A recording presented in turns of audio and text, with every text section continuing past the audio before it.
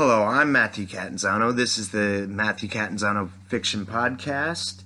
It's September 2nd, Sunday night. I said I would be back with Raj. I never came back, but he was here, and I recorded him doing some poems. He's normally a singer, but he did some really interesting poetry, and I interviewed him about each of those pieces, and you'll get to hear that.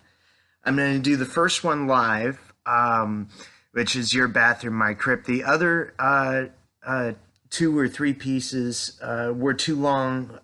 The interviews were too long, but they were too good to cut any more from them. So I will release those offline, or I will not release them live because they're too long. They're longer than 15 minutes. I can't do it, but I highly recommend going and checking those out, especially if you like this one. Please enjoy the first one, Your Bathroom, My Crypt. I think that's my favorite one, too.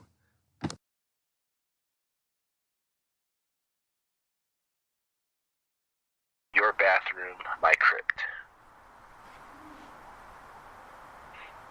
I am sitting in your bathtub. Your child Seahawks jersey kindness and a friend's corporate hobby guilt are the only two things stopping up the faucet.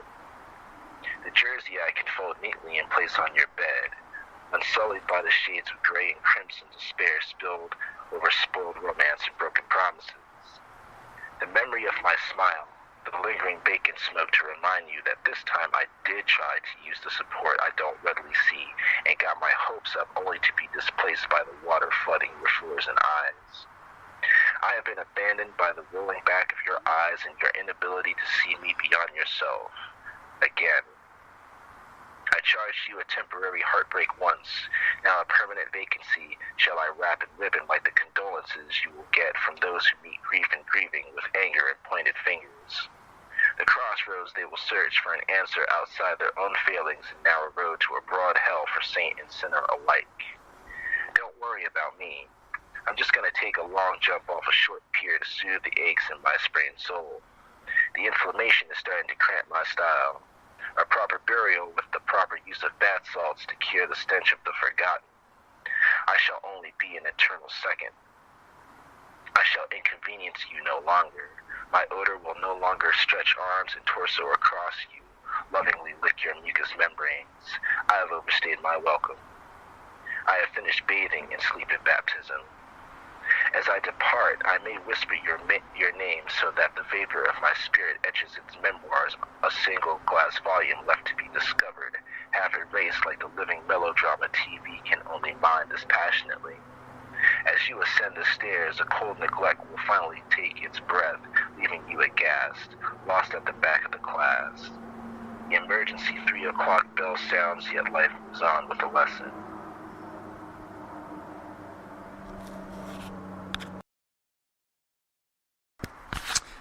My first question is how did that poem come about, Raj?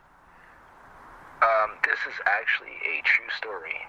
I literally wrote this sitting in a bathtub, contemplating turning the faucet on and ending myself. I was pretty depressed at the time. And everything that I talk about in here references like that moment, that me literally sitting in a bathtub, like that close to just turning on the faucet and being like, okay, like I'm checking out now. And kind of with me writing this, it's kind of how I got through that part. Are you referencing the stigma of grief, or did I imagine that? I am. It's a little bit more personal than me just referencing it as a metaphor. All that part about grief, that's kind of how I feel about it. It's like one of the things that keeps me from committing the act. It's like one of those things I use. It's like, if you killed yourself, everyone would be so pissed off at you that it would lose any meaning that you hope to find in it. Yeah, I guess I've just noticed in my own experience that people mistake grief for psychosis. They see someone who's grieving and they, I guess they see rage where there's really, in fact, it's depression, and it's, we don't really mean any harm to anyone. We're just grieving, Yeah, and it just recently, it was referenced, I was watching a show, and now I can't remember, it's some kind of scale, it's like two people's names or whatever, or one person's name or something like that, and there's like a whole psychological process to grief, and part of that is actually anger. It's something like, it's like denial, anger, acceptance, and like resolution or something like that. I'm paraphrasing. I've often felt criticized for my grief, and so yeah, I really relate with that element, and it's a beautiful, beautiful poem. Oh, thank you. And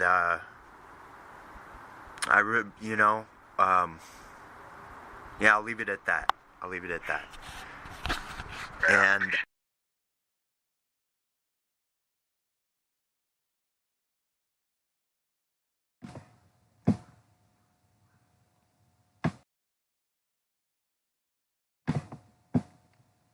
I hope you can hear me.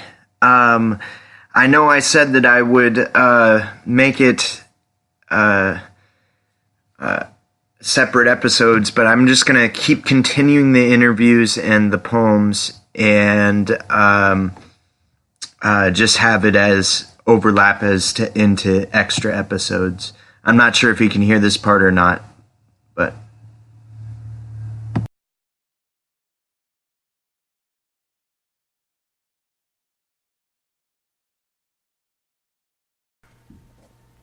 And this piece is called Glass Coffins on Display.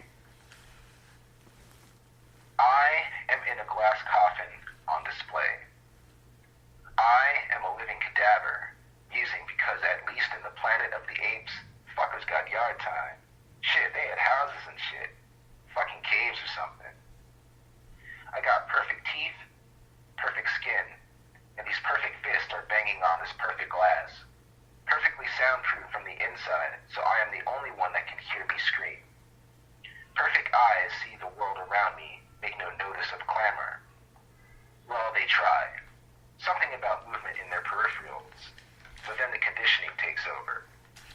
It's just him again. It is perfect torture. I have lived here all my life.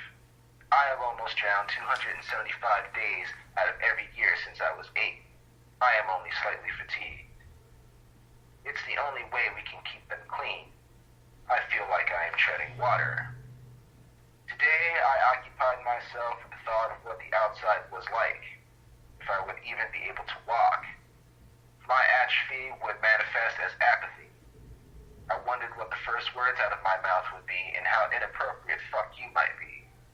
I would like to think I still value my freedom, but still, there are a few people that I locked eyes with that I would like to drop in on. I have questions, like, why glass? Why me? Why this? What was the point? I could have just been stillborn or been the victim of malpractice. I could have not just broken through the egg, but I woke up to this. I tried to go back to sleep, but 1,000 silent eyes and voices parent the worst insomnia. Tomorrow and tomorrow and tomorrow creeps this steady pace from day to day, but there are literally no miles left before I sleep.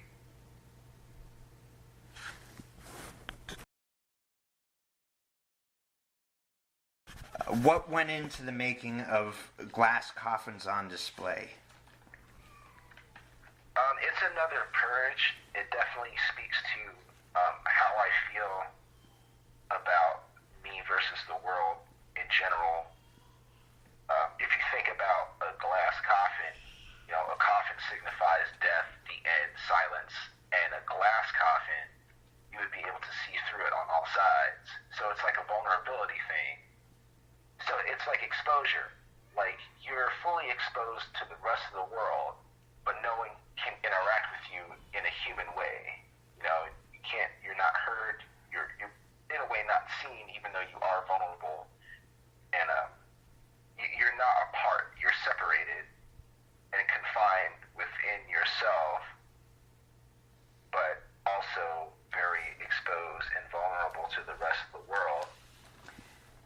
Did you ever think, I mean, I'm being a little philosophical here, but did you ever think that everyone has their own glass case? It's just invisible to others?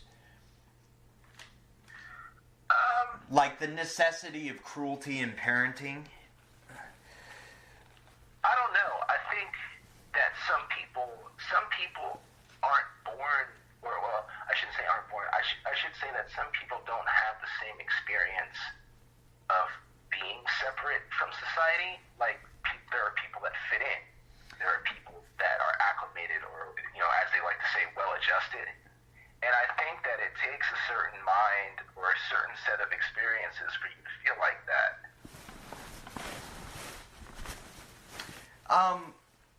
That's true. That's true. I call it the alien smell stigma.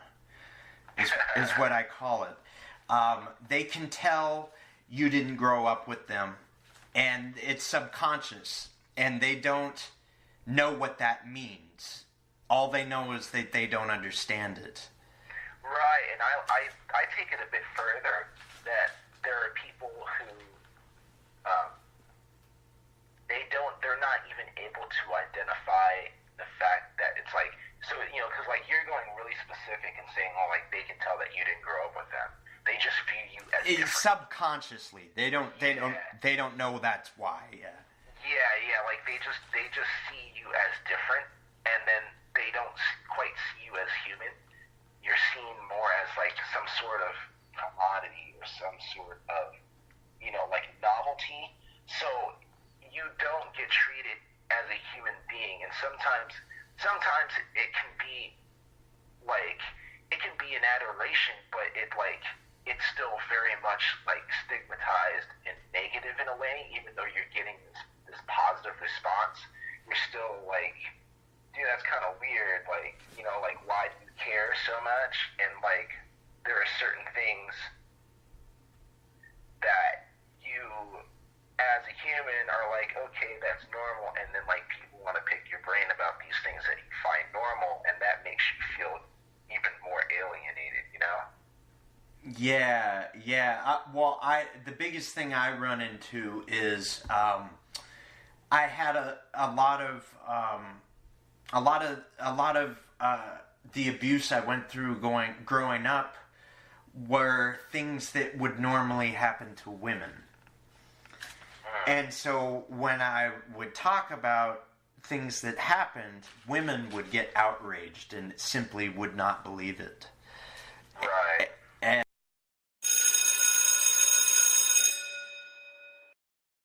we became friends, but at first she got very angry with me and refused to believe that I was hurt in that way. And thought I was making it up, and that's why I never talk to anyone about stuff like certain things, because they just think I'm a liar. Yeah, that takes a lot of different forms. I've experienced the same thing. People don't believe that I didn't grow up filthy rich, or that I was homeless for half of my life, because, I have a decent vocabulary, I know how to speak, I have a knowledge of certain things that a person of quote-unquote my station shouldn't or wouldn't have. And it brings this weird, and I don't know how to describe it, because there's parts of it that are voyeuristic, there are parts of it that I really don't know how to describe it. The best way I can describe it, I don't know if you've ever seen the movie Disturbing Behavior. No, I haven't. I think I saw a preview for it. Okay, but the movie is really interesting. But the character that always gets me is this janitor guy. He's a janitor of a high school, but he's kind of like the village idiot.